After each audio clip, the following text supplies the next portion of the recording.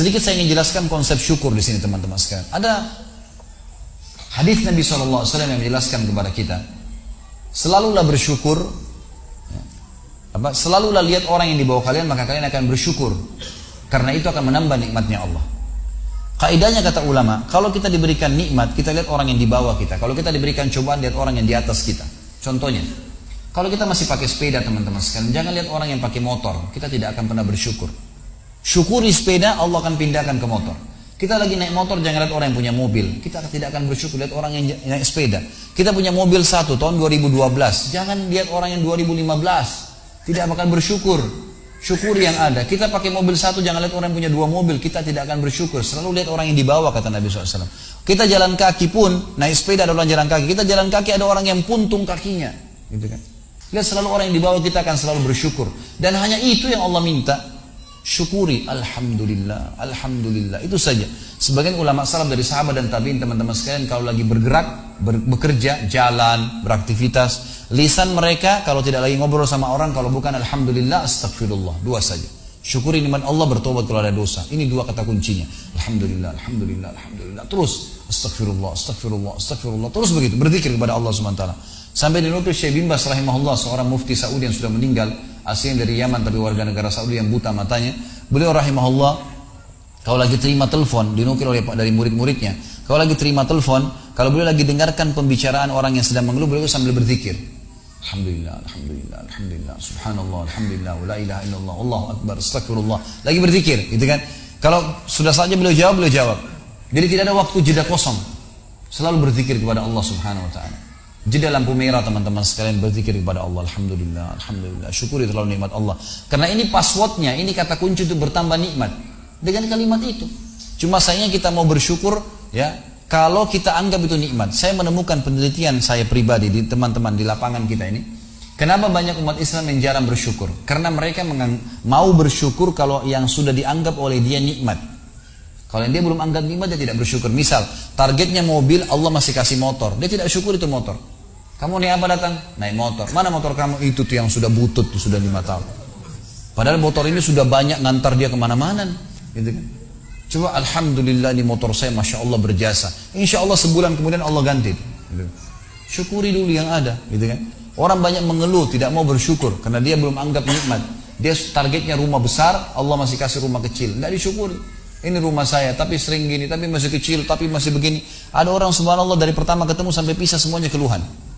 Istri saya begini, suami saya begini, pembantu saya begini, kerjaan saya begini, semua keluhan. Tidak pernah lisannya mengatakan alhamdulillah. Bagaimana Allah mau tambah nih? Gak mungkin.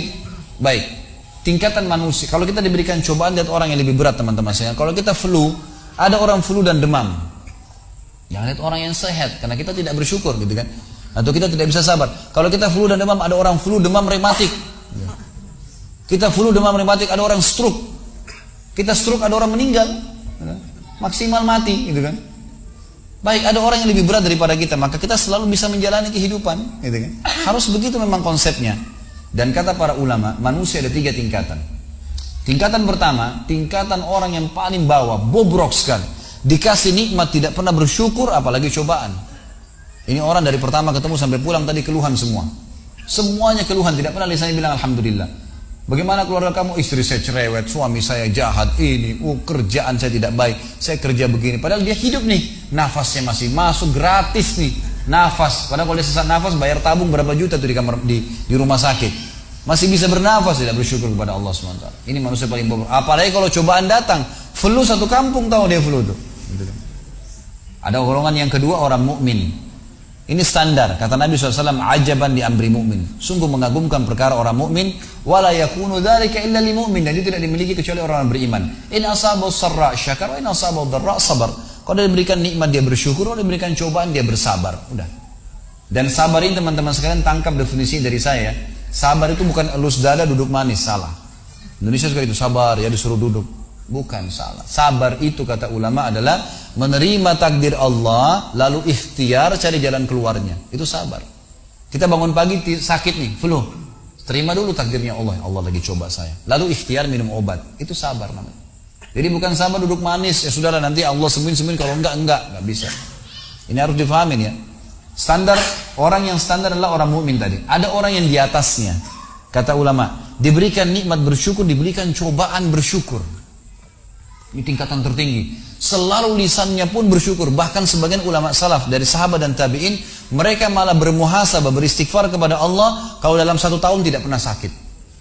Mereka malah istighfar, ini ada apa nih? Gitu kan? Karena Nabi SAW mengatakan kalau Allah cinta seorang hamba, Allah akan mengujinya. Karena kalau ujian datang tidak ada waktu untuk bermaksiat. Gitu kan?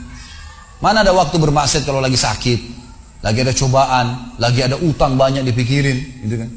Gak ada waktu untuk maksiat. Tapi kalau lagi leha-leha, semuanya lagi ada, terbuka sekali itu syaitan. Dikipas-kipas sama syaitan, ayo zina, ayo gini, ayo ke diskotik, ayo gini, buat ini, gak apa-apa nanti taubat. Ini digoda sama syaitan. Nah, tingkatan ini tertinggi teman-teman sekalian. Bagaimana memahaminya? Bagaimana kalau diberikan nikmat bersyukur, baiklah. Setiap minum alhamdulillah, makan alhamdulillah, apa saja alhamdulillah. Dan kita tahu, habis minum baca alhamdulillah, habis makan alhamdulillah, bangun tidur alhamdulillah. Tujuannya supaya nikmat itu terus bertahan dan bertambah, gitu kan? Baik. Kalau kita diberikan cobaan, bagaimana caranya bisa bersyukur? Ulama berikan gambaran. Dengan cara tadi menggunakan kaidahnya, membayangkan sesuatu yang lebih berat daripada itu. Misal, ini saya kasih contoh. Kalau ada seseorang pulang ke rumahnya, kemudian ditemukan rumahnya kebakaran. Apa yang harus dilakukan? Di dalam Islam teman-teman sekalian, kalau sesuatu sedang terjadi, kita dianjurkan untuk tidak bertanya kenapa terjadi.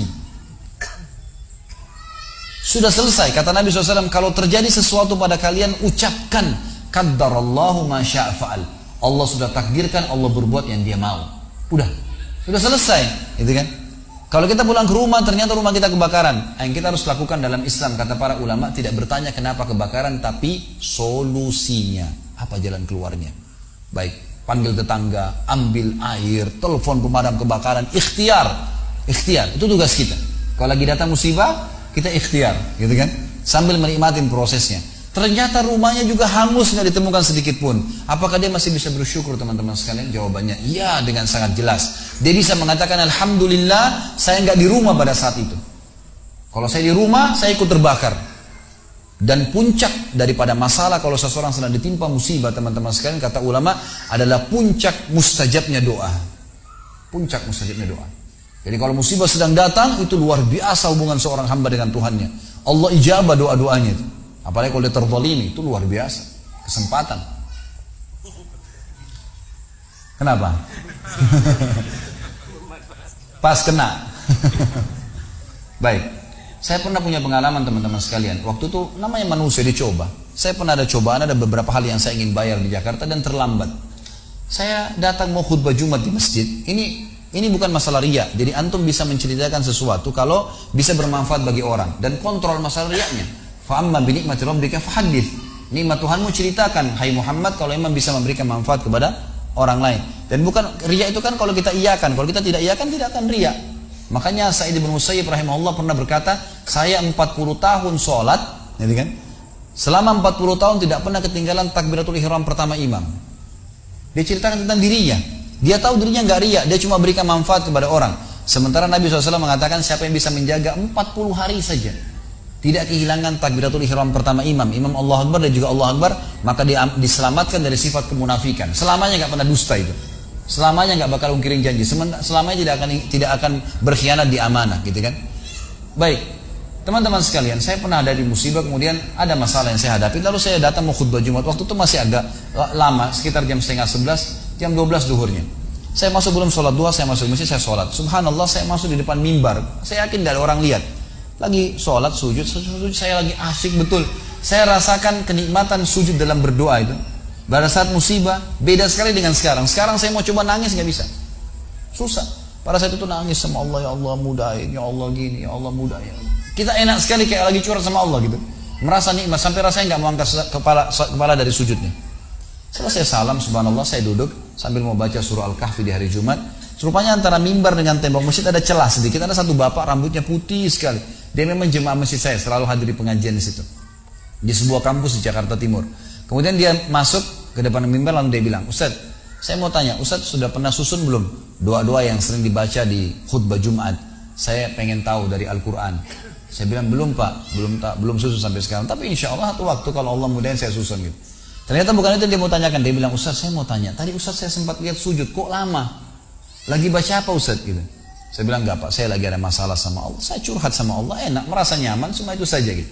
Lalu dia bilang, ini seperti peringatan Allah dari lisan dia, dari Allah melalui lisan orang ini. Orang tua sudah rambutnya putih semua, mungkin umurnya 85 tahun, 90 tahun, tua sekali. Orang itu. Dia mengatakan, Ustaz perlu tahu, saya sampai rambut saya seputih ini belum pernah saya rasakan nikmatnya sujud seperti itu. Saya berharap saya bisa sujud dan menangis seperti itu. Berharap satu kali saja seumur hidup saya. Saya tiba-tiba berkata, subhanallah, kayak Allah sedang sampaikan kepada saya, kalau saya tidak timpakan musibah ini padamu hai Khalid, kau tidak akan rasakan nikmat untuk sujud. Gitu kan. Jadi musibah tuh datang kepada kita sebuah hal yang luar biasa. Musibah bisa disyukurin, gitu kan. Alhamdulillah, kita harus mengatakan begitu. Teman-teman, ada hal-hal yang kadang-kadang kita anggap buruk, tapi sebuah nikmat dari Allah Subhanahu wa taala. Saya kasih contoh. Lapar misalnya, haus, capek. Kira-kira di sini mau lapar nggak? Mau haus nggak? Mau capek nggak? Umumnya orang menjawab tidak. Karena memang orang tidak mau lapar, tidak mau haus, tidak mau capek. Tapi kita lupa teman-teman sekalian, tanpa lapar tidak enak kita makan. Tanpa haus tidak enak kita minum. Tanpa capek tidak enak kita istirahat. Coba, ya. Kalau antum lagi habis makan 2 piring udah kenyang, dihidangkan lagi ayam bakar, kambing bakar, sapi, macam-macam. Masih mau makan? Coba kalau lagi lapar, tempe sama sambal sama nasi, enak gak? Luar biasa.